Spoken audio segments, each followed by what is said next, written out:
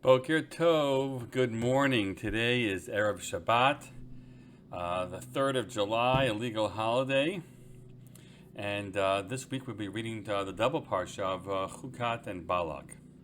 It's Parshat Balak, which I want to take a look at with you just for a few moments.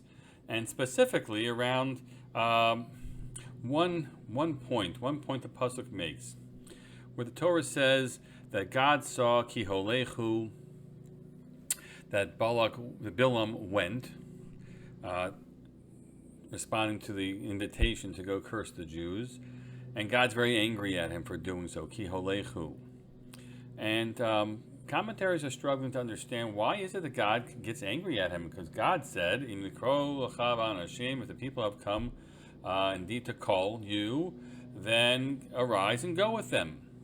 The second time, God says. The first time he says, don't go with them. It's the second time that he says, get up and go with them. And so reasonably, you can understand why Bil'am also doesn't comprehend fully why God's so angry. God said, you said go. So what am I supposed to do? Be a mind reader? I should have known that you didn't want me to go. What do you expect of me? So I was thinking about, I really want to analyze this in two perspectives. One has to do with simply the way in which this all came down, right? God, the people come, they offer, they ask him to do it, they offer to pay him, and that night, Bil'am goes to sleep, and God says, "What are they doing here?" And God says, "Don't go." And he really wants to go. He really does want to go.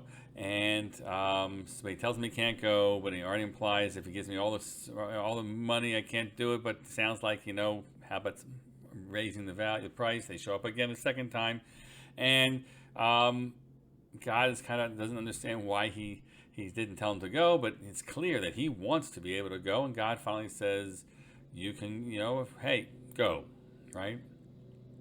Because it doesn't let up. He doesn't let up. I was like this. Maybe I'm still like this to some degree, but I was certainly like this when I was younger, as a child, even as sometimes wanting things from my parents to do for me, to give to me, buy for me, do for me. It's kind of not relentless in my kind of returning back to it. That was sort of my own challenge that I think I had and have, I guess. I even think about a halacha question, or actually a religious developmental question I posed to one of my teachers once. I was invited to go to a party.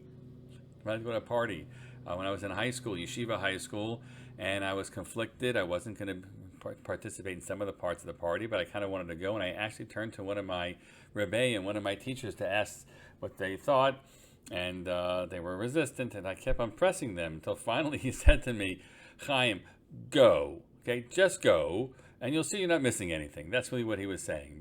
And I went, actually, and I indeed saw that I wasn't missing anything. It wasn't really where I belonged. It didn't fit me anymore. But it was. I look back at it and I say, well, what I should have, of course, done was understood the core advice, which was it's not a good idea to be going, right? You shouldn't really be going altogether. Why are you going? That was my own failure, I think. But that's really where we find this man, Bil'am, who God makes very clear that he doesn't want him to go. But eventually God, as Chazal actually say, the way and the path that a person wants to go, that's where you, in the end, you let him go and take his own responsibility for his decisions that he makes.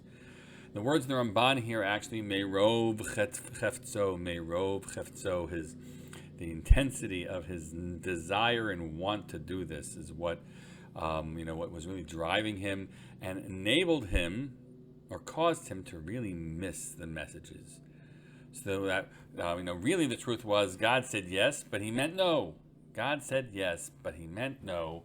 But Bil'am said, but the words you spoke to me, God, were you can. And God, in effect, is saying, but you should have understood that I was saying no. And in some, in a certain relationship, you say, that's maddening. How am I supposed to read your mind? But you're supposed to read your mind because you're listening well enough.